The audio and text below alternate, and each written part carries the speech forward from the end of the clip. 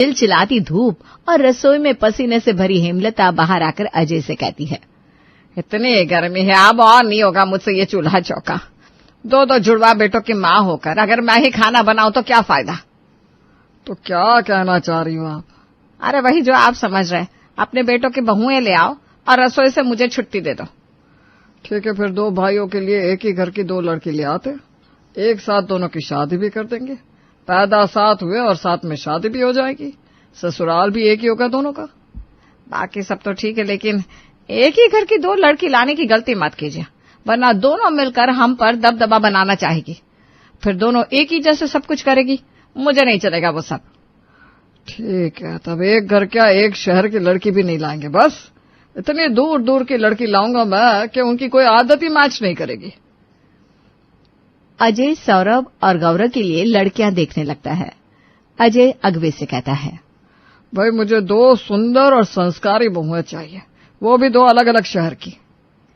मैं आपको ऐसी लड़कियां ला कर दूंगा आपके बेटों के लिए, आप कहोगे क्या काम क्या है भाई। अगवा साउथ में रहने वाली ऐश्वर्या और महाराष्ट्र में रहने वाली रुचि को सौरभ और गौरव के लिए छांटता है और अजय को उनकी तस्वीर और बायोडेटा भेजकर कहता है, इनसे अच्छी लड़कियां आपको नहीं मिलेगी। शहर भी अलग है, दोनों माहिर है हर काम में, यहाँ तक कि दोनों अपने अपने शहर में कुकिंग कंपटीशन जीती हुई हैं। अरे वाह, आदमी को चाहिए ही क्या, खाना वो भी स्वादिष्ट। दोनों मुझे पसंद है, बात आगे चलाओ। ऐश्वर्या और सौरभ, गौरव और रुचि का रिश्ता तय हो जाता है। एक ही दिन एक ही मंडप पर दोनों भाइयों की धूमधाम से शादी हो जाती है। ऐश्वर्या साउथ की दुल्हन की तरह तैयार रहती है और रुचि महाराष्ट्र की दुल्हन की तरह तैयार रहती है। हेमलता दोनों बहुओं का गृह प्रवेश करती है। तभी मोहल्ले की एक औरत कहती है, क्यों हेमलता, लगता है बेटों ने लव मैरिज किया है, तभी झटपट शादी कर दी तुमने। इसमें पूछने वाली क्या बात है, देखकर ही समझ में आ जाएगा। दोनों के कपड़े नहीं देख रही, एक साउथ इंडियन है एक महाराष्ट्रियन है। वही ना, हेमलता तो गुजराती है, बहुएं अगर गुजराती होती तो हमारी तरह ही तैयार रहती। ऐसा कुछ नहीं है जैसा तुम सोच रही हो। दोनों बहुएं गुजराती ही हैं, लेकिन इन्हें शौक था कि ये अपने अपने शहर के कल्चर की तरह से तैयार हो। मेरे बेटे का तो दूर दूर तक महाराष्ट्र और साउथ जाने का काम ही नहीं है। अच्छा, तब तो ठीक है। रुचि और हेमलता का गृह प्रवेश हो जाता है। अगले दिन हेमलता चैन की सांस लेते हुए अजय से कहती है, सब कुछ इतने आराम से हो जाएगा मैंने सोचा नहीं था। यह सब आपके कारण हो पाया है। अब अपनी गुलाबों के लिए इतना भी नहीं कर सकता हूँ क्या मैं। इतने में रुचि और ऐश्वर्या वहां आती है। अजय और हेमलता के पैर छूती हैं। बहुओं, आज तुम दोनों की पहली रसोई है। वो सामने रसोई है। रंजू, बहुओं को सब कुछ समझा देना। तुम दोनों को आज जो मन है वो बनाओ। अये यार, ठीक है मम्मी जी। अगो भाई, ठीक है मम्मी जी। दोनों बहुएं रसोई में जाती हैं। संजू उन्हें कौन सा सामान कहाँ पड़ा है बता देती है। ऐश्वर्या और रुचि आपस में बात करती हैं। हम दोनों अभी एक साथ अलग अलग डिश बनाएगा, तब तो मजा नहीं आएगा, न हमको न खाने वाले को। इससे अच्छा अभी एक बनाते तो दोपहर में दूसरी बना लेगी। क्या बोलती रुचि? हो, ये ठीक है भाभी, अभी माँ बना लेती है, फिर आप दोपहर में बना लेना। अयो, मेरे को जो बनाना है उसके लिए तैयारी पहले से करना पड़ता। रुचि मुंबई की फेमस पाव भाजी बनाना शुरू करती है। वहीं ऐश्वर्या डोसा के लिए घोल तैयार करने लगती है। आज सबका खाना पसंद आना चाहिए। रुचि कितना हैवी बना रही है, नाश्ते में इतना हैवी खाना कौन खाता। बनाने दो, मुझे क्या है, सब मेरा तारीफ करेगा, तब उस बेचारी का मुंह देखने लायक होगा। ऐश्वर्या चावल और दाल को पीसकर घोल बनाकर उसे रखकर अपने कमरे में चली जाती है। इधर रुचि सोचती है, अगर भाई डोसा कौन ही खाएगा, सबको हैवी पसंद है, इतनी जल्दी डोसा का बैटर तैयार नहीं होगा। आज तो मेरा ही खाना सबको पसंद आएगा। रुचि भाजी बना लेती है। तब सभी कहते हैं, बहू पहली रसोई मीठे के बिना अधूरी है, कुछ मीठा बनाना होगा। अगर भाई इतना जल्दी क्या ये बनेगा, एक काम करती हूँ मैं, श्रीखंड बना देती हूँ, झट से बन जाएगा, सबको पसंद आएगा। रुचि पाव भाजी और श्रीखंड सबको परोसती है। भाजी की स्मेल से गौरव कहता है, क्या खुशबू आ रही है। लगता है दोनों ने मिलकर बनाया है। अगर भाई नहीं नहीं आई, मैं अकेले बनाया, भाभी तो ऊपर में बनाएगी। ओहो, यानी आज सुबह से ही पार्टी है। इतना अच्छा अच्छा खाना बनाएगी दोनों बहुएं, तो मैं तो खाते ही रहूंगा। पापा जी, दोपहर में डोसा का प्रोग्राम। चलो अच्छा है, हेल्दी और टेस्टी भी। सब खाना खाते हैं और रुचि की बहुत तारीफ करते हैं। बहू बहुत अच्छा खाना बनाया है, ऐसी पाव भाजी पहले कभी नहीं खाई मैंने। सच में बहुत स्वाद है, क्यों ऐश्वर्या? अच्छा बना। ऐश्वर्या अंदर ही अंदर जलने लगती है। सब कुछ न कुछ रुचि को देते हैं और अपने अपने काम पर चले जाते हैं। दोपहर में मैं तो कुछ नहीं खा पाऊंगी, तुम दोनों को कुछ खाना हो तो खा लेना, बाकी ये तीनों बाप बेटे कुछ नहीं खाते दोपहर में। और आज उन लोगों ने इतना हैवी खा लिया है तो फिर तो खाएंगे ही नहीं, चाहे कुछ भी दे दो। ठीक है मम्मी, मैं रात को खाना बनाएगी। ठीक है बेटा। बैटर अच्छे से रात तक फर्मेंट भी हो जाता है। तभी ऐश्वर्या सोचती है, रुचि ने बस एक आइटम बनाया, पाव भाजी। अब मैं तो इडली भी बना सकती हूँ, बटर भी अच्छे से परमेंट हुआ है, साथ में मैसूर पाक बना कर देती हूँ, सब खाते रहेंगे, रुचि के खाने को भूल जाएंगी। और बाद में ऐश्वर्या डोसा, सांभर, इडली, चटनी और मैसूर पाक बनाती है।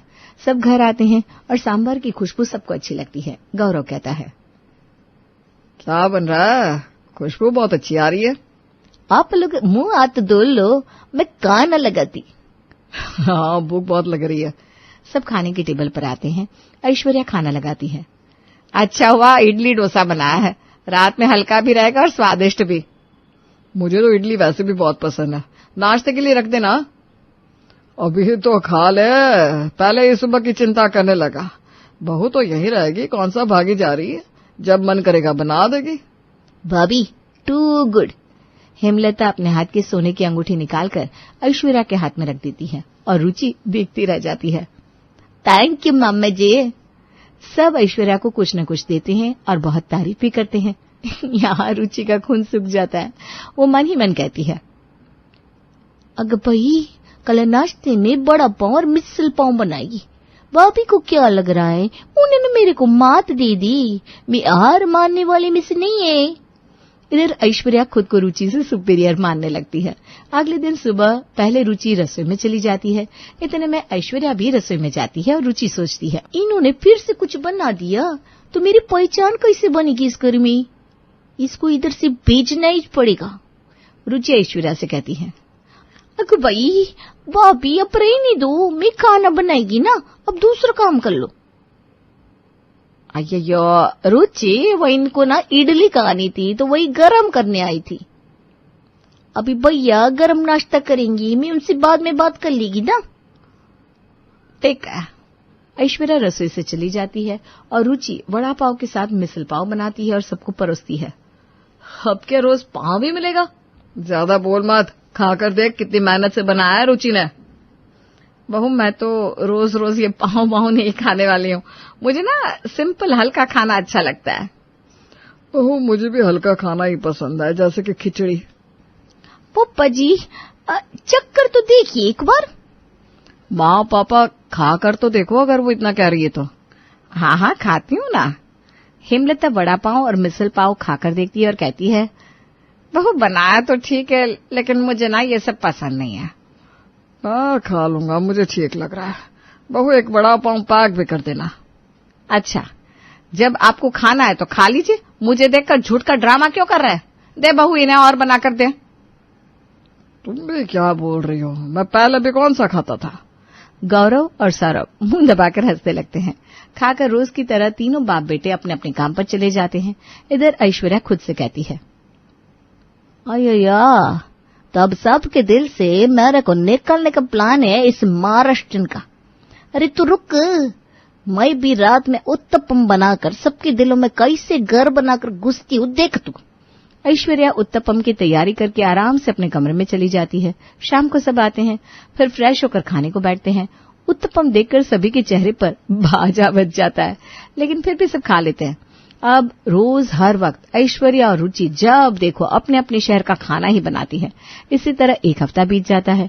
एक रोज हेमलता दोनों बहुओं से कहती है, कल रात को मेरी बहन आने वाली है, तुम दोनों खाने पीने का ध्यान रखना उसका। जे मम्मा जे। पर टेंशन मत लो आई, अपन सब संभालेगा। रात में आशा का फोन हेमलता को आता है और वो कहती है, दीदी अभी मेरी गाड़ी छूट गई है, मैं कल सुबह पहुंच जाऊंगी। हाँ ठीक है ठीक है। जहाँ सब आशा के आने का वेट कर रहे थे, वहाँ उन्हें जैसे ही पता चलता है कि आशा कल आएगी तो गौरव और सौरभ तुरंत कहते हैं, अरे खाना लगाओ भाई, बहुत तेज भूख लग रही है। आप लगा दीजिए। ऐश्वर्या छोटी वाली इडली और अपम सबके लिए लगाती है। खाना देखकर सौरभ कहता है, ईश्वरा यार, हर चीज की हद होती है। अब हमें लगता है कि हमें साउथ इंडियन ही बन जाना चाहिए। तीनों टाइम एक ही खाना खाते हम।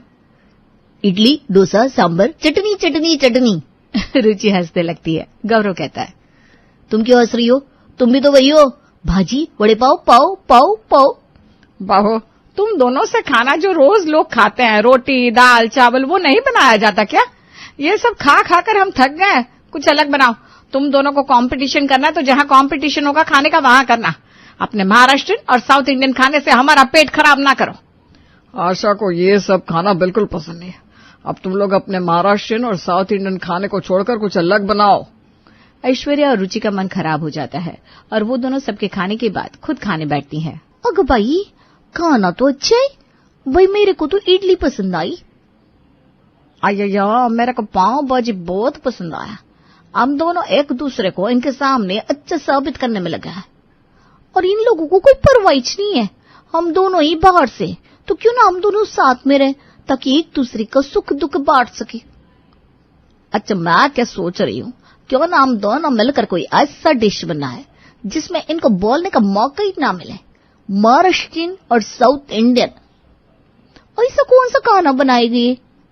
न डोसा न पाव भाजी। कल हम आशा मौसी के आने पर बनाएगा डोसा भाजी।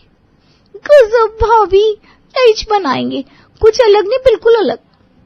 अगले दिन जहाँ रोज दोनों बहुएं अलग अलग खाना बनाती है, वहाँ आज ऐश्वर्या और रुचि दोनों रसोई में जाती हैं और नाश्ता तैयार करने लगती हैं। हेमलता दोनों बहुओं को साथ में देखकर कहती है, हमेशा अकेले अकेले खाना बनाती है, आज साथ में पता नहीं कैसा बनेगा खाना। हे भगवान, आशा के सामने इज्जत ना ले ले दोनों। इधर ऐश्वर्या रुचि से कहती है, रुचिया तुम अब आज तैयार करो, मैंने बटर रात को बनाकर रख दिया। डोसा भाजी में फीलिंग कैसी होगी? बाज सूख के रखना, थोड़ा ग्रेवी ज्यादा मत करना। ठीक है भाभी। रुचि एक तरफ भाजी बनाती है, दूसरी तरफ ऐश्वर्या बैटर का ढोकला बनाती है। कुछ अलग हो जाएगा। चावल दाल का ढोकला। रुचि भाजी बनाती, तब तक मैं सांबर और चटनी बना लेती हूँ। इधर आशा घर पहुंचती है और भाजी भी तैयार हो जाती है। अग भाई भाभी, मौसी जी आ गई। तू जाकर उनको चाय पानी दे, मैं डोसा तैयार करती तब तक। रुचि आशा के पास जाकर उसके पैर छूती है। बहुत सुंदर है। मौसी जी, मैं चाय लाती हूँ। नहीं नहीं बेटा, मैं नहा कर आती हूँ, तब सीधा नाश्ता बनाकर चाय पीऊंगी। ठीक है दीदी, मैं नहा कर आती हूँ। ठीक है ठीक है। आशा नहा कर आती है और ऐश्वर्या सबके लिए डोसा भाजी लगाती है। डोसा देखकर सौरभ अपनी दोनों बहुएं चढ़ाकर कहता है, फिर से वही डोसा? अगर भाई, ये नॉर्मल डोसा नहीं है, अब खा के देखो, उसके बाद कुछ बोलो। अजय डोसा देखकर हेमलता को इशारा करने लगता है। हेमलता इशारे में ही कहती है, मैं क्या करूं, ये दोनों सुनने का नाम ही नहीं लेती है। सब डोसा भाजी खाते हैं और आशा कहती है, सुपर्ब, बहुत टेस्टी है, मन खुश हो गया मेरा। इसमें तो पाव भाजी और डोसा दोनों का टेस्ट आ रहा है। थैंक यू मौसी जी। अच्छा बनाया बहू, ये पहले क्यों नहीं बनाया तुम दोनों ने? सब डोसा भाजी खाकर बहुत तारीफ करते हैं और आशा कहती है, मैं दोपहर में यही खाऊंगी। बहू, तुम दोनों मास्टर शेफ में क्यों नहीं जाती हो? सुना है तुम्हारे शहर में कंपटीशन होने वाला है। मौसी, क्यों इन दोनों को चढ़ा रही हो? पता चला पहले ही राउंड में निकल गई। ये सब काम को पूछता ही कौन है? ऐसा नहीं है, खाना बहुत अच्छा बना है। ये सब बेकार है, वहाँ एक से एक खाना बनाने वाले आएंगे, इन्हें कौन पूछेगा? नहीं नहीं दीदी, इनके हाथों में टेस्ट बहुत अच्छा है। आप लोगों को खाने को मिल रहा है ना, इसलिए अहमियत नहीं है इनकी। दूसरों से पूछो जिनको नसीब नहीं होता। बहुएं कोई साथ दे या ना दे, मैं तुम दोनों का साथ दूंगी। गौरव, अजय और सौरभ खाना खाकर अपने काम पर चले जाते हैं। इधर हेमलता आशा को अपने कमरे में धीरे से कहती है, आशा, तू ना बहुओं की ज्यादा तारीफ मत किया कर, वरना ये सर पर चढ़कर नाचेगी। होगा इनसे कुछ नहीं, ऊपर से कंपटीशन हार कर आएगी तो हमारी इज्जत और मिट्टी में मिल जाएगी। ऐसा कुछ नहीं होगा दीदी, ये बहुत ही अलग डिश है, डोसा भाजी। देखना तुम्हारी बहुएं जीत कर आएगी। उधर ऐश्वर्या और रुचि कंपटीशन के बारे में सब पता करके अपना नाम उसमें दाखिला करवाती है। अब रोज ऐश्वर्या और रुचि डोसा और भाजी की एक आइटम बनाती ताकि उसका हाथ और साफ हो जाए और वो खाना अच्छा बना पाए कंपटीशन में। अमर जीतना रुचि बहुत जरूरी, ताकि सबकी नजरों में हम उठ सके। हाँ भाभी, वरना मम्मी जी हमको कुछ समझती नहीं है। इधर हेमलता आशा से कहती है, मुझे लगा था तुम्हारे आने से ये दोनों अपना महाराष्ट्रियन और साउथ इंडियन खाना बनाना बंद कर देंगे, लेकिन इन दोनों ने तो उसका मेल ही निकाल दिया। दीदी तुम्हें पता है पूरे भारत में सबसे ज्यादा खाने वाले डिश में से है डोसा और पाव भाजी, और तुम्हारी बहुओं ने इसी का मेल बना दिया है तो सबको पसंद आएगा ही। देख लेना दीदी, तुम ही सबसे ज्यादा खुश होगी जब तुम्हारी बहुएं जीत कर आएंगी। जीतेगी या ना कटवाएगी कौन जानता है। इसी तरह से कंपटीशन का दिन आता है, कंपटीशन शुरू होता है। आशा के साथ साथ हेमलता का पूरा परिवार कंपटीशन में जाता है। पहला राउंड शुरू होता है। अगर भाई भाभी क्या बनाएंगे? देख, 3 राउंड होगा तो लास्ट राउंड में हम डोसा भाजी बनाएंगे। अब तो पाव रेडी करके मैं इडली बनाती हूँ, अभी इडली पाव सर्व करेंगे। गुड आइडिया भाभी। रुचि पाव को मक्खन देकर सेकती है और फिर उसमें 2-3 तरह की चटनी लगाकर पाव तैयार कर देती है। फिर ऐश्वर्या उसमें इडली भरकर कुछ मसाला डालकर सर्व करती है। हो गया, बस ये कॉम्बिनेशन जज को पसंद आए। जज खाना टेस्ट करते हैं और कहते हैं, ऐश्वर्या और रुचि की जोड़ी पहुंचती है दूसरे राउंड में। इसी तरह दूसरा राउंड होता है और फिर आती है तीसरे राउंड की बारी, जिसमें रुचि और ऐश्वर्या बनाती है डोसा भाजी। अगो भाई, बस भाभी खाना अच्छा बने। अच्छा भी बनेगा, हम जीतेगा भी। रुचि और ऐश्वर्या डोसा और भाजी बनाकर रेडी कर देती है, वो भी बस आधे घंटे में। जज एक एक करके सबका खाना टेस्ट करते हैं। सबसे लास्ट में रुचि और ऐश्वर्या की डिश डोसा भाजी खाते हैं।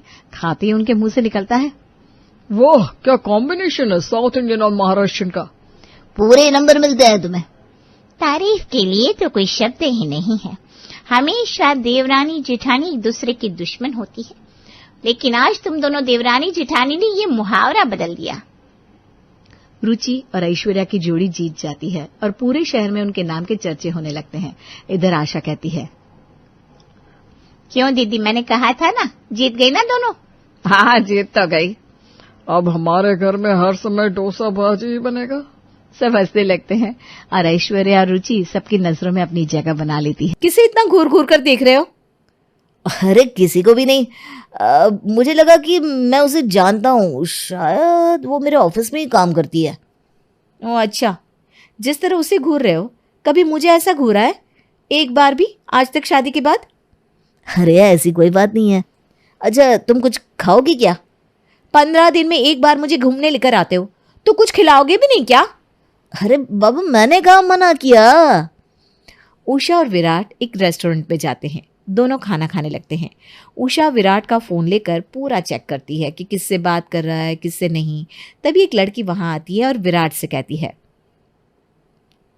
हाय विराट, कैसी हो? पहचाना मुझे? कॉलेज में हम कितना मजे करते थे ना। अरे तुम पहचानूंगा नहीं क्या तुम्हें, शीतल? अरे एक वक्त हमने कितना समय साथ में बिताया। तू अपना फोन नंबर दे दे, तेरी शादी हो गई क्या? अभी कहाँ, मैंने शादी नहीं की। तुम्हें तो पता है मैं जिससे शादी करना चाहती थी उससे किसी और से शादी कर ली। अरे यार, जिंदगी रुक थोड़ी ना जाती है। मैं तेरे लिए लड़का देखता हूँ। मेरी छोड़, तू अपनी पत्नी से मुझे नहीं मिलवाएगा? मैं भी तो देखूं भला तुझे कौन झेल रही है। विराट उषा से शीतल को मिलवाता है। यह है मेरी फ्रेंड शीतल। ओह, मिलकर अच्छा लगा। तुम तो बहुत सुंदर हो, लेकिन उषा तुम इस बात का ध्यान रखना, इसकी नजरें बहुत इधर उधर घूमती है। और फ्लर्टिंग तो पूछो मत, उसमें तो इसने महारत हासिल की हुई है। नजर रखा करो इस पर। कॉलेज में पता है हर दूसरी लड़की के साथ इसके अफेयर की खबर सुनने को मिलती थी। विराट शीतल को इशारे करने लगता है, पर उषा देख लेती है। क्या तू उषा से डर रहा है? अरे उसे भी तो तेरे कारनामे पता चली। हाँ शीतल, अच्छा हुआ जो तूने मुझे सब कुछ बता दिया। चलो अब मैं चलती हूँ। शीतल के जाते ही उषा तमतमा जाती है और विराट से कहती है, वाह बहुत अच्छा, मतलब तुम शुरू से लड़कीबाजी में ही रहते थे। मुझे ऐसे ही तुम पर शक नहीं होता, अब तो यकीन हो गया। अरे यार तुम भी ना, दोस्त यार सब ऐसा ही बोलते हैं और तुम हो कि खुद इन सब पर विश्वास कर लेती हो। मुझे मत सिखाओ, मेरे भाई के बारे में कोई क्यों नहीं बोलता ऐसा। तुमसे ना बहस करना ही बेकार है। चलो लड़ना ही है तो घर चलते हैं, वहीं लड़ लेंगे। यहाँ सब देख रहे हैं, तमाशा मत करो। लोगों को भी देखने दो ना, उन्हें भी तो पता चले कैसे हो तुम। इतनी सुंदर बीवी होते हुए भी सब पर लाइन मारते चलते हो। विराट रेस्टोरेंट से निकलकर गाड़ी में आकर बैठ जाता है। उषा को भी वहां आना पड़ता है। रास्ते भर दोनों लड़ते जाते हैं। घर पहुंचते ही उषा कविता से कहती है, मम्मी जी आप लोगों ने मेरे साथ धोखा किया है। आपका बेटा लड़कीबाज है, मुझे पता होता तो मैं कभी उससे शादी नहीं करती। अरे बेटा क्या बोल रही है तू, बैठ शांति रख। अब क्या शांति रखूं? उषा अपनी ननद और बाकी सभी रिश्तेदारों को फोन करके सबको बताती है और पूरे खानदान में हंगामा कर देती है। अरे बेटा घर की बात घर में रहने दे, सबको बताकर क्या होगा। क्यों ना बताऊं, आपको आपका बेटा बहुत शरीफ दिखता है ना, और अभी भी आप उसे ही सही समझ रही हैं ना। ऐसा नहीं है बहू, तू मेरी बात समझना। विराट बस काम के सिलसिले में सबसे बात करता है, वरना मेरा बच्चा इन सब में नहीं है। अब कोई लड़की साथ पड़ी हुई या ऑफिस की मिल ही जाएगी रास्ते में तो वो क्या करेगा। मम्मी जी आप ना बस इनकी ही साइड लेती हो। अरे यार तुम हद कर रही हो। एक काम करो, मेरे साथ हर जगह चला करो, तब तुम्हें समझ में आएगा। मैं अभी शीतल को फोन करता हूँ, तुम खुद ही पूछ लो वो ये सब मजाक कर रही थी कि नहीं। मुझे किसी से कुछ नहीं पूछना, मैंने जैसे देखा ही नहीं तुम किस तरह से चिपक चिपक के हंस हंस के बात कर रहे थे। उषा अपने कमरे में चली जाती है। इधर कविता विराट से कहती है, बेटा तू खाना खा ले, वहां तो तुम दोनों ने कुछ खाया नहीं होगा। माँ किस्मत ही फूटी है मेरी, क्या करूँ कुछ समझ में ही नहीं आ रहा। इस तरह से उषा करेगी तो घर में रहना भारी हो जाएगा। बेटा तू इसकी बातों को दिल से मत लगा, अब क्या करेंगे, आ ही गई है तो इसे झेलना तो होगा ही। झेली तो रहा हूं मैं इतने दिनों से, अब और बर्दाश्त नहीं होता मुझसे। विराट खाना खाकर हॉल में ही सो जाता है। उषा घर के काम करना छोड़ देती है और दिन भर एक ही बात का राग आलापती रहती है और घर का माहौल खराब करके रखती है। वो कहते ना, औरत चाहे तो घर को स्वर्ग बना सकती है और वही औरत चाहे तो घर को नर्क बना देती है। एक शक का बीज किसी की जिंदगी खराब कर सकता है। उषा भी उसी औरत में से है जो अपने एक शक के कारण अपने घर को बर्बाद करने पर तुली है। अगले दिन विराट जब नहाने जाता है तब उषा विराट का फोन चेक करती है और उस पर शीतल के मैसेज पढ़ लेती है जिसमें विराट ने उसे लिखा था, तुमने कॉलेज के वक्त मुझे बताया होता तो मैं तुमसे ही शादी कर लेता। मुझे एक जरा अंदाज नहीं था कि तुम मुझसे प्यार करती हो। मुझे बहुत दुख हो रहा है ये जानकर कि आज तक तुम इन सब के कारण कुंवारी हो। तुमसे शादी होती मेरी तो मेरी जिंदगी भी संवर जाती। उषा से शादी करके किस्मत ही फूट गई है मेरी। कोई नहीं यार, जो नसीब में लिखा होता है वही होता है, जो हो गया उसे रो रो कर क्या फायदा। उषा मैसेज जाकर कविता को पढ़ाती है और कहती है, पढ़ लीजिए आपके लाडले की करतूत। तभी विराट वहां आकर गुस्से में कहता है, क्या पढ़ा रही हो, इसमें ऐसा क्या ही है, जानबूझकर बात का बतंगड़ बना रही हो। बेटा जब उषा को तकलीफ हो रही है तो तू इससे बात करना छोड़ देना। कौन सा तेरा कोई रिश्ता है इस लड़की से। मम्मी जी ये कभी नहीं छोड़ने वाला। लो शीतल को अभी ही ब्लॉक कर देता हूं, अब खुश। अब तो ठीक है ना बेटा, अब तो तू खुश है ना। ठीक है। उषा अब खुश हो जाती है और घर के कामों में कविता की मदद करने लगती है। इस बात को अभी एक हफ्ता भी नहीं होता कि फिर वही सब शुरू हो जाता है। उषा और विराट एक पार्टी में जाते हैं जहां विराट पूरा एंजॉय करता है और सभी दोस्तों के साथ शादी में नाचने लगता है। अब उसके साथ लड़की वालों की तरफ से एक लड़की भी आकर वहां नाचने लगती है और दोनों साथ में बहुत देर तक डांस करते हैं। उषा जैसे तैसे ये सब बर्दाश्त कर ही रही थी कि डांस के बाद वही लड़की आकर विराट से कहती है, डांस तो बहुत शानदार करती हैं आप, बिल्कुल जैसा मैं अपने पार्टनर में तलाश कर रही थी। तो क्या ख्याल है आपका, आप तो मुझे एक ही नजर में भाग गए हैं। विराट के कुछ कहने से पहले उषा कहती है, भाग के भी क्या फायदा, ये पहले से ही शादीशुदा है। मैं उषा और इनकी श्रीमती जी। तब तो आप बहुत लकी हो। विराट जी अगर आप अपना नंबर दे सकती तो। विराट अपना नंबर लड़की को दे देता है और उषा जल के लाल हो जाती है। पार्टी से लौटकर उषा फिर हंगामा करती है और कहती है, नंबर देने की क्या जरूरत थी, पहले ही कम नाचे थे क्या उसके साथ? अरे नंबर से होता ही क्या है, और मैं कौन सा उससे बात कर रहा हूँ, और देखा जाए तो बात करने से भी क्या होता है, कुछ नहीं। तुम बेकार में इतनी सी बात का बतंगड़ बना देती हो। हाँ, मैं ही बतंगड़ बनाती हूँ, तुम तो कुछ करते ही नहीं हो ना। लो, खा पी कर आ गए और ये फिर से चालू हो गई। विराट सर पर हाथ रखकर हॉल में आता है। 2 दिन ठीक से रही, फिर वही शुरू, दिमाग खराब करके रख दिया है। अब आए दिन फिर से लड़ाइयां होने लगती है। जहां उषा को पता चला कि विराट ने किसी लड़की से बात की है या किसी लड़की से मिला है, वहीं कलेश शुरू हो जाता है। एक रोज विराट नाश्ते के टेबल पर नाश्ता कर रहा था, इतने में ही उसका फोन बजता है। हाँ, तुम स्टॉपेज पर ही रुको, मैं बस 10 मिनट में आ रहा हूं। ये सुनते ही उषा के मुंह का रंग बदल जाता है और वो विराट का फोन अपने हाथ में लेकर कहती है, सुबह होते ही तुम्हारा काम शुरू हो जाता है ना? मैं तो बेवकूफ हूं, मुझे तो कुछ समझ में आता नहीं।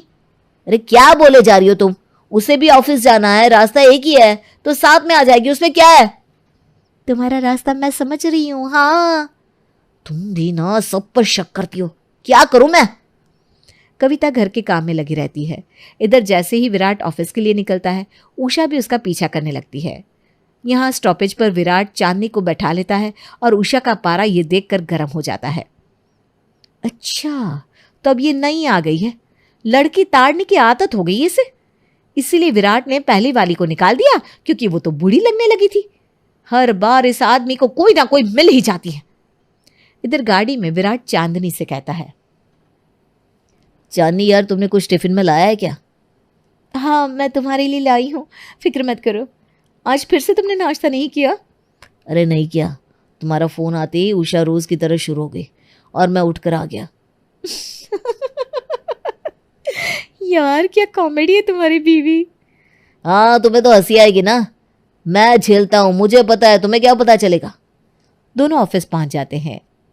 उषा ये सब देख रही थी। चांदनी हंसते हंसते विराट की पीठ पर हाथ मार देती है और दोनों निकल जाते हैं। बात इतनी बढ़ गई है कि अब दोनों साथ में इतने क्लोज आ गए, नजर रखनी पड़ेगी दोनों पर। उषा ऑफिस के बाहर ही वेट करती रहती है। फिर लंच टाइम में वो देखती है कि चांदनी ऑफिस से बाहर आई है और विराट भी बाहर आया है और गाड़ी में बैठकर दोनों कहीं जा रहे हैं। उषा उनका पीछा करती है और देखती है कि दोनों एक आइसक्रीम की शॉप पर उतरे हैं और हंस हंस कर एक दूसरे से बातें करते हुए आइसक्रीम खा रहे हैं। उषा दूर से दोनों की पिक्स ले लेती है। मुझे इसके खिलाफ कुछ सबूत तो ढूंढने ही होंगे ताकि सबूत के साथ इसे सबके सामने दिखा पाऊं, वरना फिर से विराट खुद को सही साबित कर देगा। उषा अब दिन रात विराट पर अपनी नजरें गड़ाए रखती। एक दिन उषा देखती है कि विराट ब्लैक कोट पहनकर तैयार होकर किसी से बिना कुछ बोले घर से चला जाता है। उषा विराट को इतना सजा धजा देखकर सोचती है, जरूर कोई ना कोई बात तो होगी, पीछा करती हूँ, इस आदमी ने मेरा जीना हराम कर दिया है। उषा विराट का पीछा करती है और देखती है कि विराट चांदनी के साथ एक होटल में जा रहा है। अच्छा, तो मेरे पति के साथ यहाँ भी जाती है, पीए है या बीवी समझ में नहीं आ रहा, और इसीलिए मुझे अपने साथ कहीं लेकर नहीं जा रहा है। अब मैं चुप नहीं रहूंगी। और इस लड़की की हिम्मत कैसे हुई मेरे पति के इतने करीब आने की, अभी इसको बताती हूँ मैं। रात की नींद इसकी हराम ना की तो मेरा भी नाम उषा नहीं।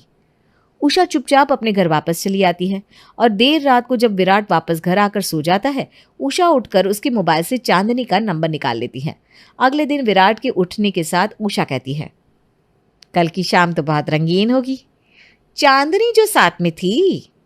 हाँ भाई, चांदनी चांदनी है, पिए तो वो कहीं से लगती नहीं। सुबह उठते ही तुम्हारा दिमाग खराब हो गया, आँख खुलते ही चालू हो गई। मैं जा रहा हूं ऑफिस, तुम्हारे साथ खपाने के लिए माथा नहीं है मेरे पास। विराट के ऑफिस जाते ही उषा चांदनी को फोन करके कहती है, चांदनी, तुम मेरे पति का पीछा करना बंद कर दो। तुम क्या सोचती हो इस तरह तुम अपने सारे खर्चे उनसे निकलवा लोगी? वो कभी नहीं होगा। कौन बोल रहा है? मैं तुम्हारे बॉस विराट की पत्नी हूं, मेरे पति से 10 कदम दूर रहो। मैडम, ऐसा कुछ भी नहीं है, हमारे बीच में कुछ भी गलत नहीं है, वो मेरे बॉस है और हमारे बीच बस एक अच्छी बॉन्डिंग है।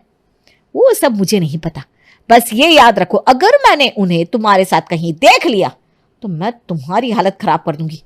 ये आखिरी मौका है तुम्हारे पास। चांदनी घबरा जाती है और किसी से कुछ नहीं कहती।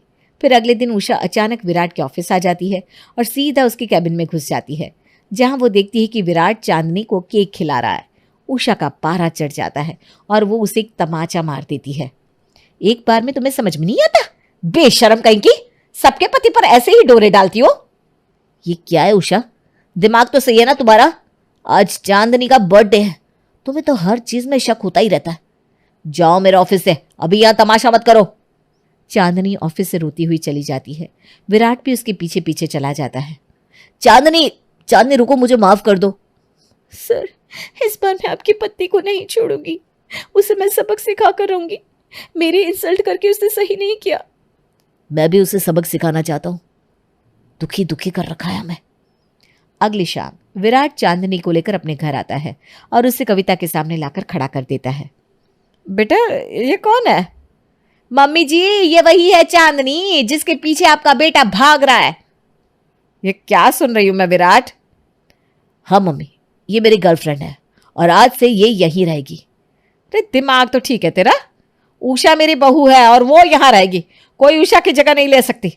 इस घर में ये लड़की नहीं रह सकती। मम्मी जी, आप मेरे लिए लड़ रही हैं? अरे उषा, तू जैसी भी है, मैं तुझे इस घर में अपने बेटे के पीछे लेकर आई हूं। तुझे भले ही लगता है कि मैं अपने बेटे की साइड लेती हूं, लेकिन ऐसा नहीं है।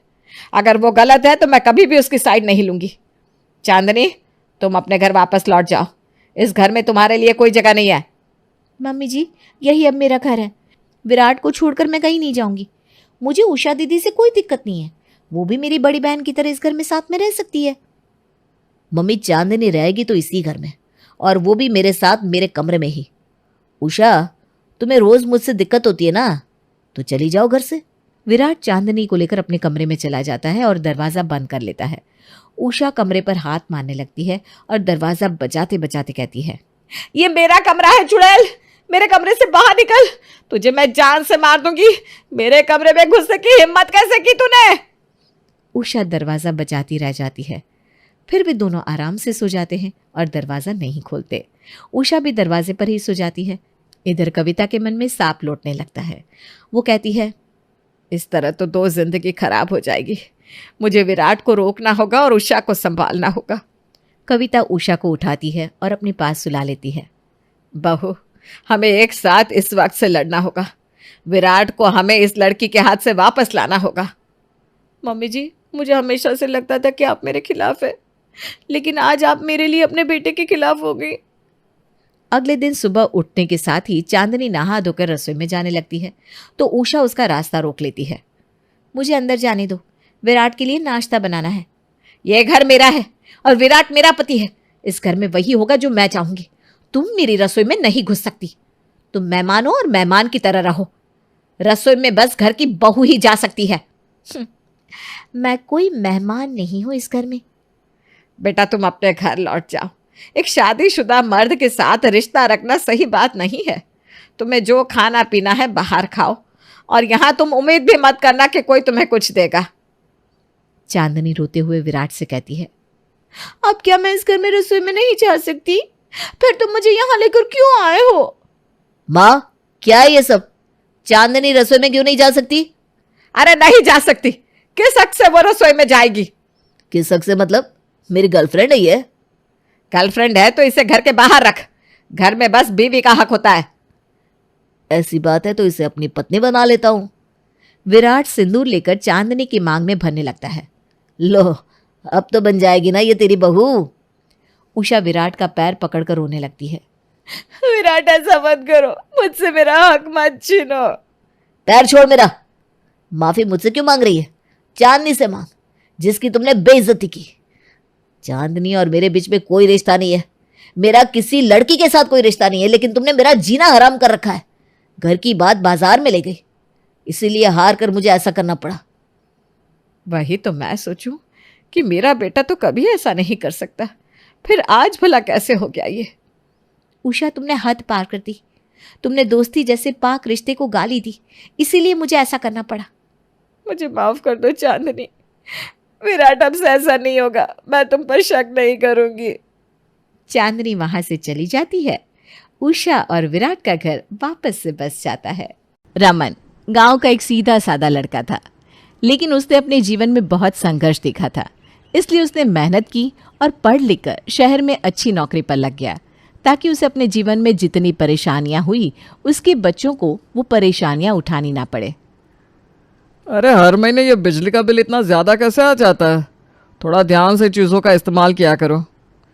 अब मैं क्या करूं जी, ये बच्चे ना पूरा दिन एसी बंद ही नहीं करते। 1 मिनट के लिए इनका एसी बंद कर दो तो पूरा घर सर पर उठा लेते हैं। पर ऐसा कैसे चलेगा? चीज़ों को कितना इस्तेमाल करना है कितना नहीं, ये तो बच्चों को पता होना चाहिए। और किसी भी चीज़ का आदी होना अच्छी बात नहीं है। मैं तो इन लोगों को समझाने की बहुत कोशिश कर चुकी हूँ, लेकिन मजाल है जो ये मेरी बात सुनते हो। रमन और गीता आपस में बात कर रहे थे, तभी डोरबेल बजती है और उनका बेटा मयंक दौड़ता हुआ आता है और दरवाज़ा खोलता है। बाहर एक डिलीवरी बॉय आया था, जिससे मयंक ने पार्सल लिया। पापा 500 रुपये देना जरा। 500 रुपये? किस चीज़ के लिए बेटा?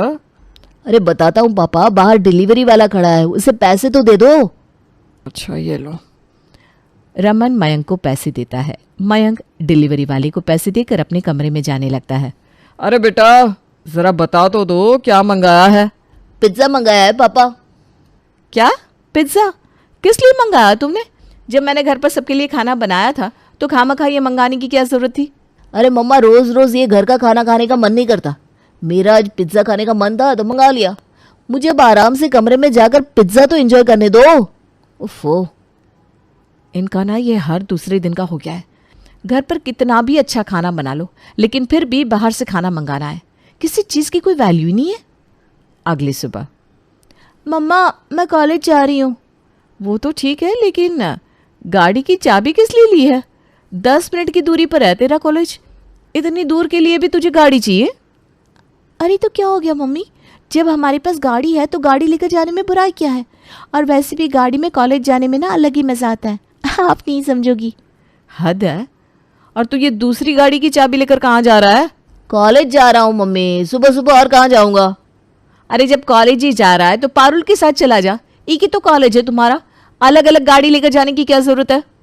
अरे मम्मी ले जाने दो ना, क्या फर्क पड़ता है? और वैसे भी मैं दीदी के साथ गाड़ी में नहीं बैठने वाला, पता नहीं कैसे गाड़ी चलाती है। तुझसे तो अच्छी ही चलाती हूँ, टफर। बाय मम्मा। बाय।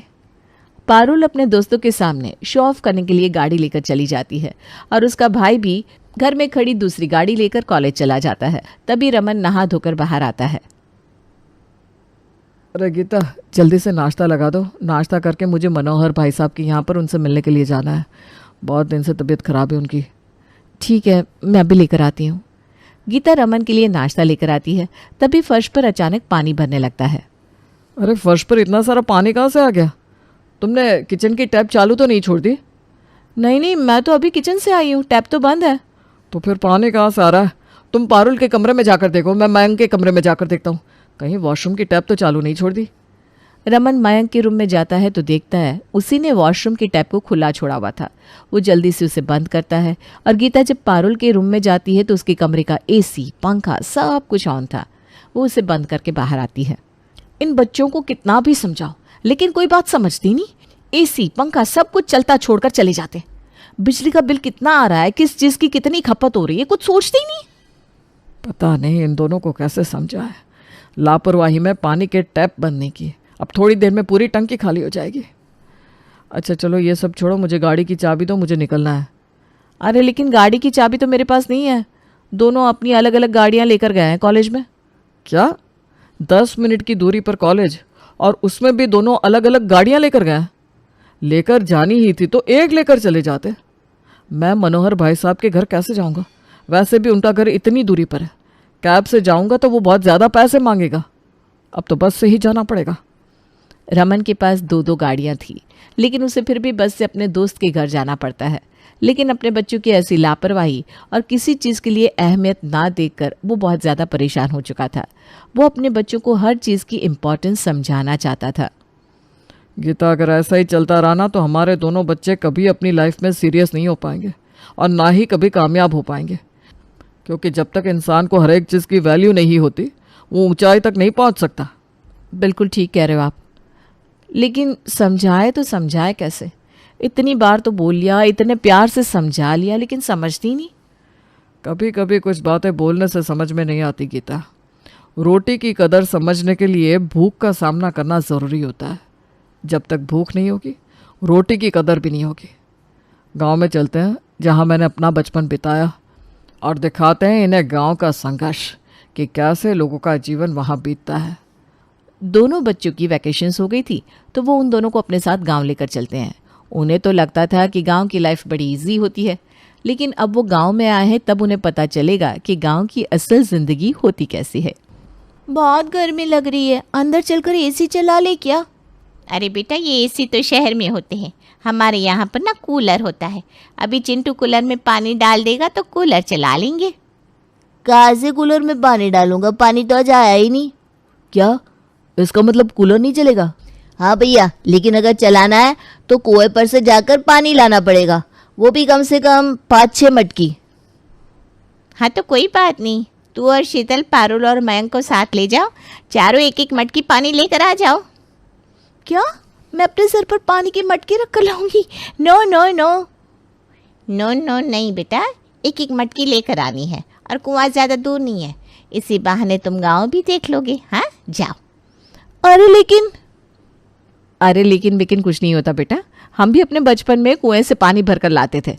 बस कुएं से पानी खींचना और मटकी में डाल देना, ज़्यादा मुश्किल नहीं होता।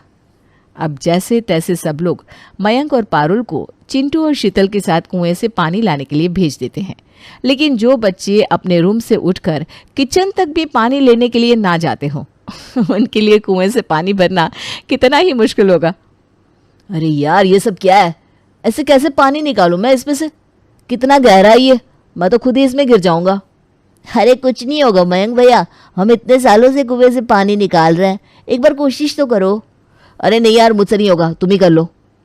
चिंटू और शीतल कुएं से पानी निकालकर सब मटकियों में भर लेते हैं और उन्हें एक एक मटकी पकड़ने के लिए कहते हैं। देखो, हमने कुएं से पानी तो निकाल लिया, लेकिन एक साथ इतनी सारी मटकियां तो नहीं उठा सकते। मटकी उठाने में तो आपको मदद करनी ही पड़ेगी। पारुल दीदी आप ये वाली मटकी ले लो और मयंक भैया आप ये वाली ले लो। अच्छा ठीक है, लाओ। अब वो चारों पानी की मटकी लेकर घर तक आते हैं, लेकिन पारुल और मयंक घर तक आते आते मटकी का आधा पानी अपने ऊपर ही गिरा लेते हैं। अरे ये क्या हुआ? तुम दोनों के कपड़े कैसे भीग गए? ये पानी की मटकी की वजह से भीग गए। छोड़ो ये सब और जल्दी से कूलर में पानी डाल लो चिंटू, बहुत गर्मी लग रही है। हाँ दीदी आप बैठो, मैं अभी डालता हूँ। चिंटू कूलर में पानी डालता है, लेकिन वो जैसे ही कूलर का स्विच ऑन करता है वैसे ही लाइट चली जाती है। ओह माय गॉड, अब ये लाइट पे चली गई। अब इन्वर्टर में पंखे में ही सोना पड़ेगा। इन्वर्टर? कैसा इन्वर्टर दीदी? यहाँ पर कोई इन्वर्टर नहीं है। क्या? तो फिर हम लोग इतनी गर्मी में सोएंगे? अरे नहीं मयंक भैया, लाइट नहीं है तो क्या हुआ, छत पर सो जाएंगे। वैसे भी हमारे यहाँ महीने में आधे से ज्यादा दिन रात को लाइट होती ही नहीं, तो हम लोग तो छत पर ही सोते हैं, बहुत अच्छी नींद आती है। अब सबको गर्मी में छत पर ही सोना पड़ता है, लेकिन छत पर मच्छर उनको काट काट कर उनका बुरा हाल कर देते हैं। अरे यार, कितने मच्छर है यहाँ पर, कैसे सोएंगे हम यहाँ? अरे बेटा, अभी कॉइल जलाइए ना, तो थोड़ी देर में मच्छर भी चले जाएंगे, तब तक तुम चद्दर ओढ़ लो। अब जैसे तैसे सब रात को सो जाते हैं, लेकिन आज वो सब छत पर सो रहे थे तो सूरज उगते ही उन सब की नींद खुल जाती है और शायद जिंदगी में पहली बार पारुल और मयंक सुबह 5 बजे उठते हैं। अरे शीतल, तुम इतनी सुबह सुबह तैयार क्यों हो रही हो? और मयंक तुम भी? कॉलेज जाना है दीदी, हमारी वैकेशन नहीं हुई। अरे लेकिन इतनी सुबह सुबह कॉलेज? किसी ट्रिप वगैरह पर जा रहे हो क्या? नहीं दीदी, किसी ट्रिप पर नहीं जा रहा है। हमारे यहाँ से बस स्टैंड थोड़ा दूर है तो जल्दी निकलना पड़ता है। अगर बस छूट जाए तो फिर आधे घंटे तक वेट करना पड़ता है और फिर कॉलेज के लिए देर हो जाती है। बाप रे बाप, इसका मतलब तुम कॉलेज जाने के लिए हर रोज इतनी जल्दी उठते हो? हाँ भैया। अच्छा मम्मी, हम चलते हैं। शीतल और चिंटू कॉलेज के लिए निकल जाते हैं, लेकिन शाम को उन्हें घर आते आते बहुत देर हो जाती है। अरे तुम लोग कॉलेज गए थे या 9 to 5 जॉब पर गए थे जो इतनी देर से आ रहे हो? हमारे लिए तो कॉलेज 9 to 5 जॉब जैसा ही है दीदी।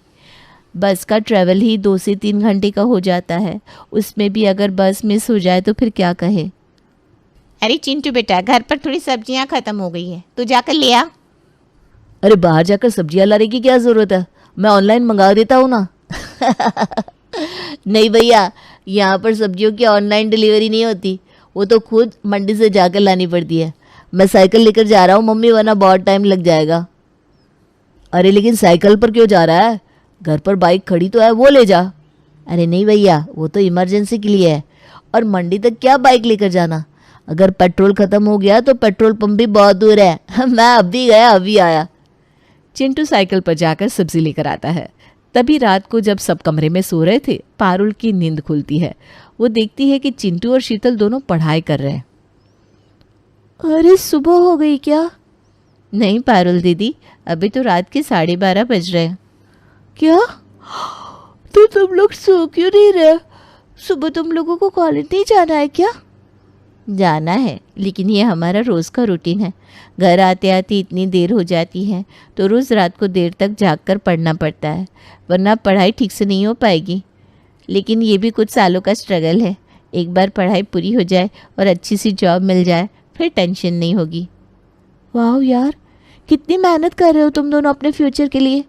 और एक मैं, मेरा कॉलेज से घर 10 मिनट की दूरी पर है, फिर भी मुझसे ठीक से पढ़ाई नहीं होती।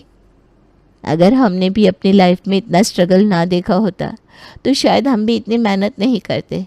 लेकिन हमें आगे बढ़ना है, लाइफ को थोड़ा आसान बनाना है, इसीलिए इतनी मेहनत कर रहे हैं।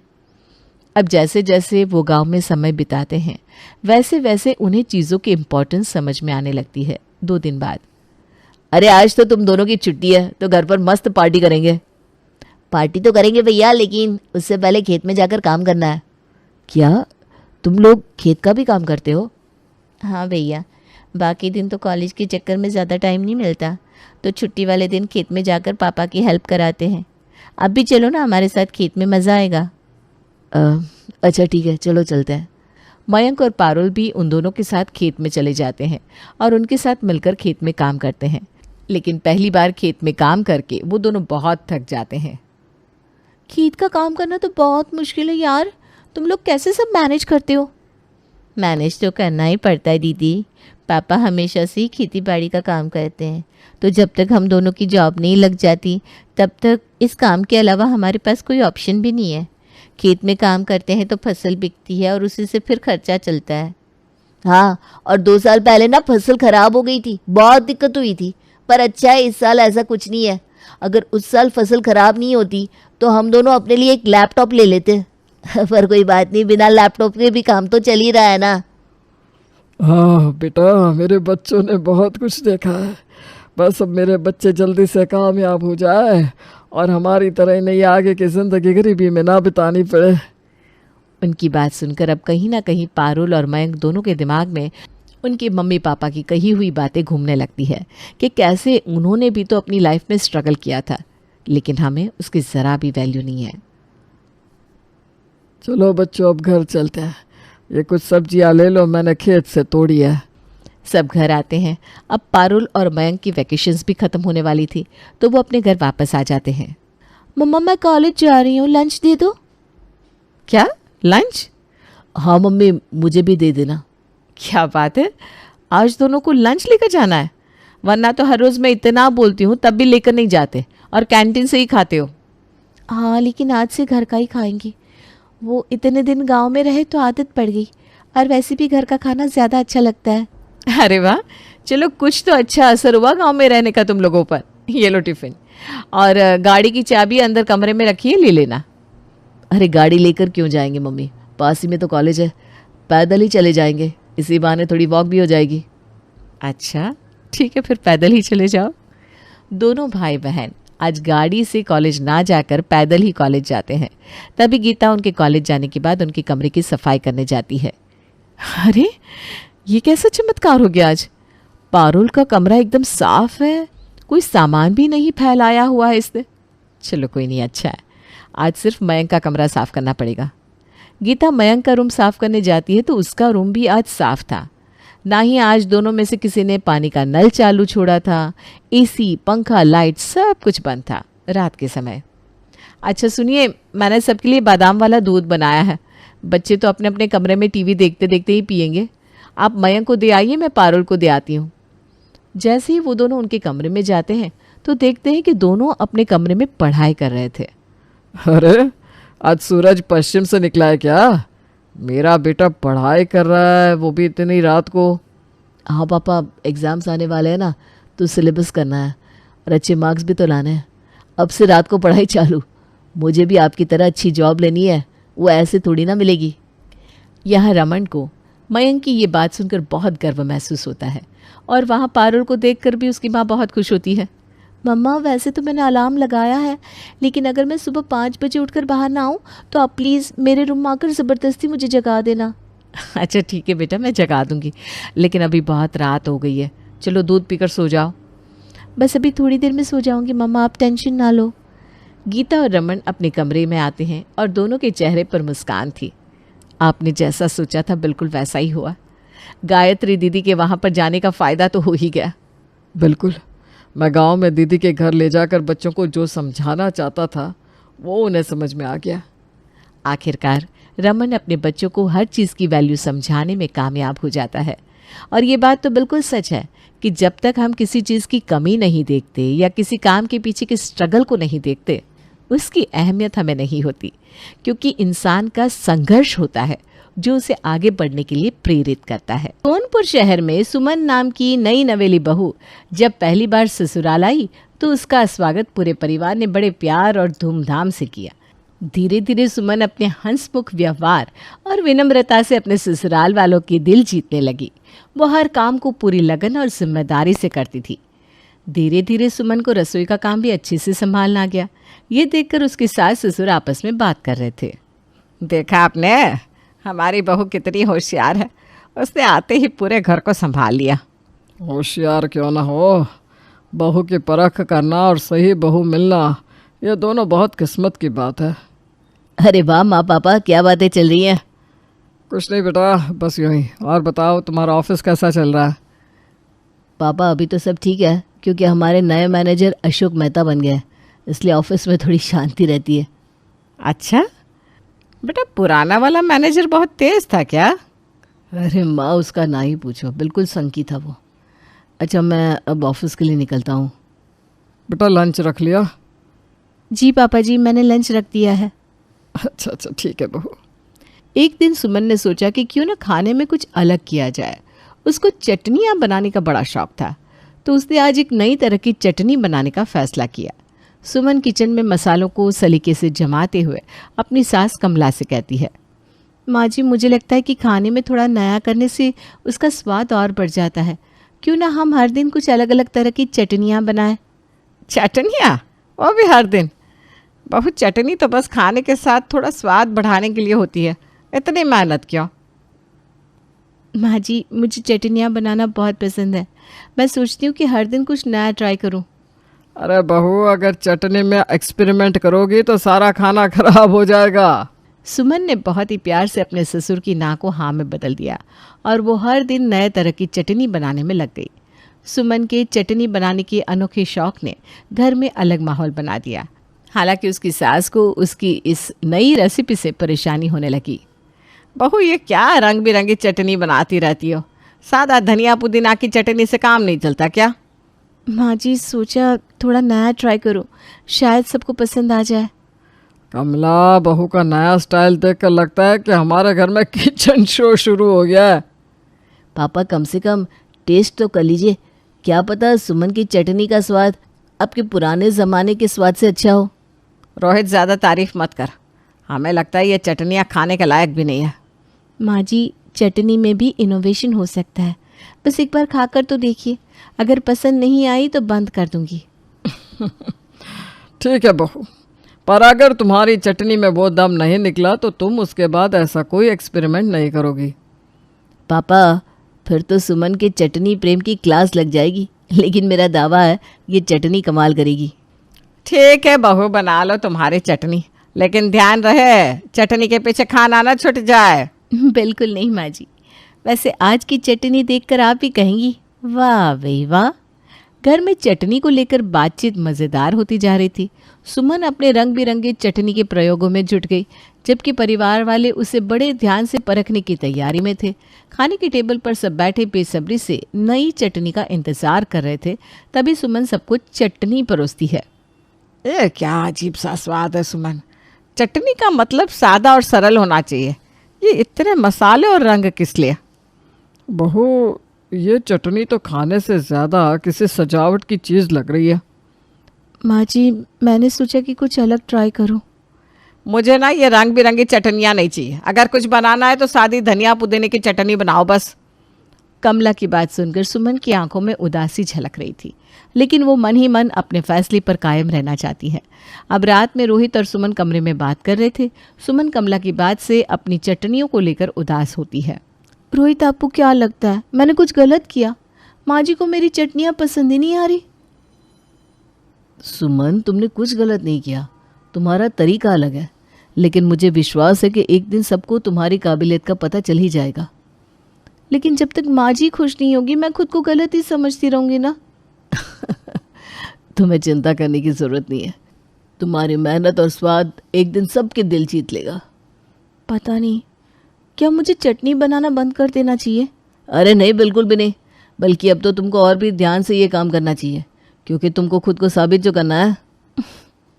थैंक यू रोहित, आप सच में मुझे बहुत अच्छे से समझते हो। सुमन के चेहरे पर हल्की मुस्कान आ जाती है और अब वो रोज़ एक नए उत्साह के साथ किचन में चटनी पर प्रयोग करती है। वो कभी मूंगफली और अदरक की चटनी, कभी टमाटर और लहसुन की चटनी बनाती। अब मैं अमरूद और अदरक की चटनी ट्राई करूंगी, शायद उसका स्वाद सबको पसंद आए। अगले दिन सुमन ने मन बना लिया कि वो अमरूद और अदरक की एक अनोखी चटनी बनाएगी। वो सुबह जल्दी उठकर चुपचाप किचन में तैयारी करने लगी। जैसे उसने मसाले पीसने शुरू किए तभी कमला वहां आ गई। सुमन को चटनी बनाते देखकर कमला का गुस्सा 7वें आसमान पर पहुंच गया। बहू, ये क्या तमाशा चल रहा है? सुबह सुबह रसोई में फिर से ये रंगीन चटनी बनाने का क्या चक्कर है? वो माँ जी, मैंने सोचा था कि आज अमरूद और अदरक की चटनी बनाऊं, शायद वो सबको पसंद आए। पसंद? अरे भाई, ये फैंसी चटनियाँ किसने मांगी तुमसे? ये रसोई है, कोई प्रयोगशाला नहीं। अगर तुमसे सादी चटनी नहीं बनती तो मत बनाओ। माँ जी, मैं बस कुछ अलग करने की कोशिश कर रही थी, मेरा इरादा आपको परेशान करना नहीं था। अरे तो अलग करने की कोशिश अपने मायके में करना, यहाँ परंपराओं के खिलाफ कुछ भी नहीं होगा। सुमन का दिल टूट गया। वो चुपचाप किचन के एक कोने में बैठ गई और उसके आंसू बहने लगे। तभी मोहन लाल वहां आया और वो कमला को शांत करने की कोशिश करने लगा। अरे कमला, इतनी नाराज क्यों हो रही हो? बहू तो बस कुछ नया करने की कोशिश कर रही है। आपको क्या लगता है मैं गलत हूँ? यह बहू घर के खाने को खिलवाड़ बना रही है। अरे कमला, तुम तो हमेशा कहती थी कि हमारी बहू होशियार है, अब उसकी इस होशियारी को थोड़ा बढ़ावा भी तो दो। मैं सही काम में उसको हमेशा बढ़ावा देती हूँ, लेकिन ये रोज रोज की नई चटनियों से मेरा मन उब गया है। अब मैं इसमें बहू को बढ़ावा नहीं दे सकती। इतने में रोहित भी ऑफिस जाने से पहले किचन में आ गया। उसने सुमन को रोते हुए देखा तो तुरंत उसे संभालने की कोशिश करने लगा। सुमन, ये क्या हो रहा है? क्यों रो रही हो तुम? रोहित, माँ जी को मेरी चटनियाँ पसंद नहीं आती, शायद मुझे ये सब बंद कर देना चाहिए। माँ, सुमन बस अपनी कला दिखाना चाहती है, क्या इस पे कोई गलत बात है? तुम्हारी पत्नी को घर की जिम्मेदारियां निभानी चाहिए, ना कि ये अनोखी चटनियां बनाने के प्रयोग। माँ, सुमन कुछ गलत नहीं कर रही, चटनियाँ भी तो खाने का हिस्सा है। अगर आप उसे थोड़ा मौका दे तो वो साबित कर सकती है उसका काम सही है। अरे पर अगर ये चटनियाँ खाने लायक ना निकली तो? तो मैं खुद आपकी पसंदीदा धनिया पुदीना की चटनी बना दूंगा, पर एक बार सुमन को अपना हुनर दिखाने का मौका तो दीजिए। रोहित के समझाने पर कमला थोड़ी नरम पड़ जाती है। उसके थोड़ी देर बाद ही मोहनलाल और रोहित की बातों ने उसके गुस्से को शांत कर दिया। वो अब सुमन से जाकर कहती है, ठीक है बहू, लेकिन ध्यान रखना कि तुम्हारी चटनी घर के खाने की इज्जत बनाए रखे। जी माँ जी, मैं वादा करती हूँ ऐसा ही होगा। अरे कमला, अब तो हमारे घर की चटनियाँ पूरे शहर में मशहूर होंगी। सुमन ने राहत की सांस ली और किचन में नई चटनी बनाने के काम में जुट गई। अब उसे अपने सपने पूरे करने का हौसला मिल गया था। अब सुमन शांत होकर अपना किचन का काम करती और उसके बाद वो अमरूद और अदरक की एक खास चटनी बनाकर उसे रोहित के लंच बॉक्स में रख देती है। ये लो, आज ऑफिस में से खाना और बताना कैसी लगी।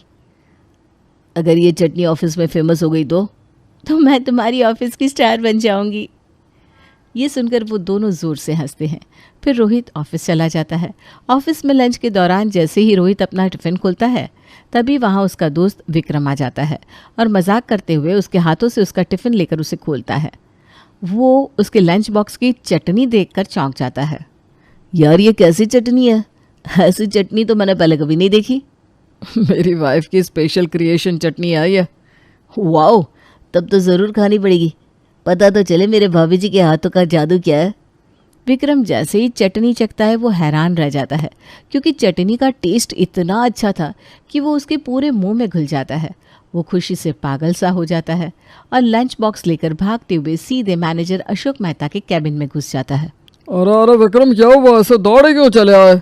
सर, आप जरा ये चटनी टेस्ट कर लीजिए प्लीज, आप भी ऐसे ही दौड़ने लगेंगे। अच्छा, लाओ भाई। अशोक अब चटनी चखता है। उसके बाद वो एक के बाद एक करके फटाफट सारी चटनी चट कर जाता है, जिससे विक्रम उदास होकर कहता है, अरे क्या सर, रोहित तो चटनी खाने से ही रह गया। भाई, ये तो गजब की चीज है। तुम्हारी वाइफ को कुकिंग शो में जाना चाहिए।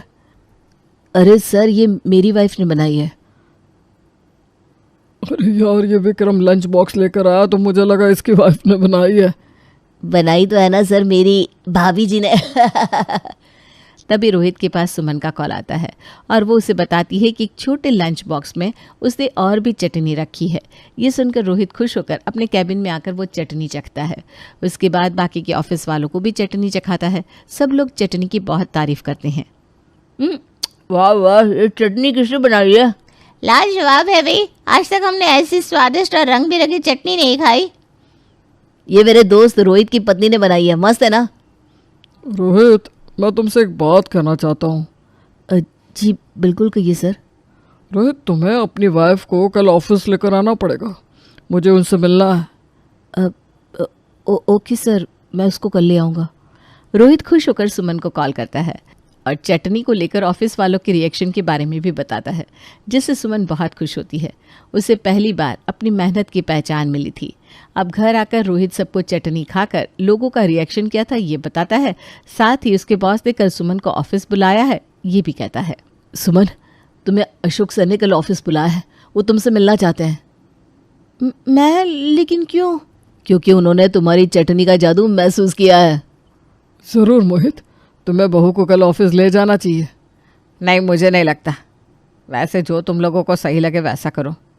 ठीक है पापा, कल हम दोनों ऑफिस जाएंगे। अगले दिन सुमन रोहित के साथ उसके ऑफिस जाती है। फिर अशोक अपने सामने सुमन से चटनी बनवाता है। अब सुमन की बनाई चटनी का जादू पूरे ऑफिस में फैल जाता है। वो अब अपने चटनियों का प्रदर्शन करके सबको उसके बारे में बताती है। ये चटनी अमरूद और अदरक से बनी है। इसका स्वाद खट्टा और मीठा दोनों है, जो किसी भी खाने को संतुलित करता है। ऑफिस के सारे लोग चटनी चखते हैं और सुमन की जमकर तारीफ करते हैं। अशोक मेहता, जो फूड इंडस्ट्री के बड़े खिलाड़ी थे, खुद चटनी की तारीफ किए बिना नहीं रह पाते। सुमन, क्या तुमने कभी सोचा है कि तुम्हारी चटनियाँ बाजार में कितनी सफल हो सकती हैं? नहीं सर, मैंने कभी ऐसा सोचा नहीं। मैं तो बस अपने परिवार के लिए बनाती हूँ। बस अब वक्त आ गया है कि तुम इसे बड़े स्तर पर ले जाओ। रोहित, तुम्हारी पत्नी का टैलेंट कमाल का है। ऐसी चटनियाँ मैंने पहले कभी नहीं खाई। धन्यवाद सर, वो हमेशा कुछ न कुछ नया ट्राई करती रहती है। मैं चाहता हूँ कि अब तुम रोज़ सुमन को ऑफिस लेकर आओ और वो यहाँ नई नई चटनी की रेसिपी बनाए। Okay sir. सुमन का आत्मविश्वास बढ़ जाता है। वो ऑफिस के लोगों को अपनी चटनियों की अनोखी कहानियाँ और उनकी रेसिपी बताती है और बहुत खुश होती है। तब रोहित फ़ोन करके अपने घर पर ऑफिस में सुमन के प्रदर्शन की खबर सुनाता है। कमला और मोहनलाल इसे सुनकर हैरान रह जाते हैं। मेरी बहू सच में रसोई की जादूगर है। हाँ, अब तो लगता है कि हमारी बहू का स्वाद दुनिया तक पहुँचेगा। हाँ, अब तो मेरा भी नाम होगा कि कमला की बहू चटनियों की जादूगर है। अब वो दोनों ऑफिस से घर आ जाते हैं। सुमन की मेहनत अब सभी को समझ में आ रही थी। कमला का नजरिया पूरी तरह बदल चुका था। इसके कुछ दिन बाद सुमन ने ऑफिस में तिल और खट्टे नींबू से एक खास चटनी तैयार की। ये मेरी सबसे खास रेसिपी है, अगर इसे बाजार में ले गए तो ये लोगों को जरूर पसंद आएगी। जरूर सुमन, अब देखना मैं तुम्हें इस शहर की चटनी क्वीन बना दूंगा। Thank you sir. अब अशोक मेहता ने इस तिल और खट्टे नींबू से बनी चटनी को लॉन्च करने का फैसला किया और ये चटनी बाजार में हाथों हाथ बिकने लगी, जिससे अशोक का बहुत प्रॉफिट हुआ और वो बहुत खुश था। सुमन, तुम्हारी ये चटनी हमारी कंपनी की सबसे बड़ी हिट चटनी है। सर, अब आप देखना हमारी कंपनी एक ब्रांड बन जाएगी। बिल्कुल सुमन, जरूर बनेगी। अशोक मेहता की कंपनी ने सुमन की मेहनत से जल्द ही शहर में अपनी एक अलग पहचान बना ली। लेकिन एक दिन अशोक का सच विक्रम को पता चला कि वो सुमन की चटनियों से मार्केट में लाखों रुपए बना रहा है और सुमन को उसका हिस्सा नहीं देता। विक्रम ने ये बात रोहित को बता दी। अब गुस्से में रोहित ने नौकरी छोड़ दी, जिससे अशोक का बहुत नुकसान हुआ। इस रोहित की वजह से मैं बर्बाद हो गया हूँ। पता नहीं उसको क्या हुआ जो उसने नौकरी छोड़ दी। सर, सुमन और रोहित की वजह से आपको इतना नाम मिला। आपको उन दोनों को भी उनके मेहनत के लिए अपने प्रॉफिट से उनका हिस्सा देना चाहिए था ना। ये मेरी कंपनी है, मेरे वर्कर्स है ये सब। इनको मैं सैलरी देता हूँ काम करने के लिए, अब प्रॉफिट भी इनको दो। पागल हो गए हो क्या तुम? सर, आपने दूसरे के दम पर यह हासिल किया है और उसको उसकी मेहनत का हिस्सा ना देना सही नहीं है। इसीलिए मैंने रोहित को कहा था, जिसके बाद उसने आपकी नौकरी छोड़ दी। क्या कहा? इन सब के पीछे तू था? निकल जा मेरे ऑफिस से और फिर कभी मुझे अपनी शक्ल मत दिखाना। विक्रम ऑफिस से निकलकर सीधे रोहित के घर आता है और ये सब बताता है। तब रोहित और भी परेशान होता है कि उसकी वजह से विक्रम की नौकरी चली गई। फिर थोड़ा सोचने के बाद विक्रम सुमन और रोहित को अपनी खुद की कंपनी खोलने के लिए कहता है। यार विक्रम, तेरी बात सही है, पर कंपनी खोलना और उसे चलाना कोई बच्चों का खेल नहीं है। रोहित, मुझे विक्रम की बात सही लग रही है। तुम्हें यह करना चाहिए, और वैसे भी तुमने जॉब में बहुत कुछ सीखा है, तुम उस अनुभव का इस्तेमाल करो। हाँ रोहित, समझ यार, इससे अच्छा मौका नहीं मिल सकता। अब सुमन और रोहित ने मिलकर रंग बिरंगी चटनियां नाम से एक छोटी कंपनी शुरू की और रोहित ने विक्रम को उसकी कंपनी का मैनेजर बना दिया। विक्रम इससे बहुत खुश हुआ। अब हम अपने ब्रांड के जरिए लोगों को कुछ नया देंगे और इस सफ़र में तुम्हारी मेहनत और मेरे सपोर्ट से हम ज़रूर सफल होंगे। और फिर हमारे साथ विक्रम भी तो है। भाई, मैं तो तेरे साथ हमेशा रहूँगा। वैसे मेरे दिमाग में एक और बात चल रही है। अरे जल्दी बता, क्या बात है? अब विक्रम रोहित को समझाता है कि वो लोग मार्केट रेट से कम में चटनियों के छोटे छोटे पैकेट बनाकर बेचेंगे और शुरुआत में कम प्रॉफिट निकालेंगे, जिससे उनकी मार्केट वैल्यू बढ़ेगी। इस आइडिया को सुनकर रोहित विक्रम की तारीफ करता है। विक्रम ने सुमन और रोहित की कंपनी को बाजार में एक नई पहचान दिलाने में मदद की। मैं तुम्हारे ब्रांड को फूड चेन और बड़े रेस्टोरेंट्स तक पहुंचाऊंगा। आपकी ये मदद हमारे लिए बहुत कीमती है विक्रम भैया। सच में यार, आज लग रहा है कि मैंने कुछ कमाया हो या नहीं, पर मैंने तुम्हारी सच्ची दोस्ती कमाई है। अरे बस बस भाई, ज्यादा तारीफ की तो मुझे डायबिटीज हो जाएगी। ये सुनकर वो तीनों खूब हंसते हैं। अब विक्रम ने अपने संपर्कों का इस्तेमाल कर कंपनी को नई ऊंचाइयों तक पहुंचाया, जिससे उनकी कंपनी अशोक मेहता की कंपनी को टक्कर देने लगी और इस बात से अशोक मेहता बहुत चिढ़ गया। अब रोहित ने सुमन को कंपनी की सीईओ बना दिया। ससुराल और बाहर दोनों जगह वो एक मिसाल बन चुकी थी। बहू, आज तुमने हमारा सिर गर्व से ऊंचा कर दिया। हाँ, अब तो पूरा शहर तुम्हारी तारीफ करता है बहू। सुमन के चेहरे पर संतोष और खुशी साफ झलक रही थी। अब रंग बिरंगी चटनियां पूरे शहर में मशहूर हो गई थी। हर किसी के लंच बॉक्स में सुमन की बनाई चटनी होती थी। उसने साबित कर दिया कि मेहनत और जुनून से हर असंभव कार्य को संभव किया जा सकता है। उसकी कहानी हर उस औरत के लिए प्रेरणा है जो अपनी पहचान बनाना चाहती है। अब सुमन, रोहित और उसका पूरा परिवार खुशी खुशी अपने नए सफर का जश्न मनाता है।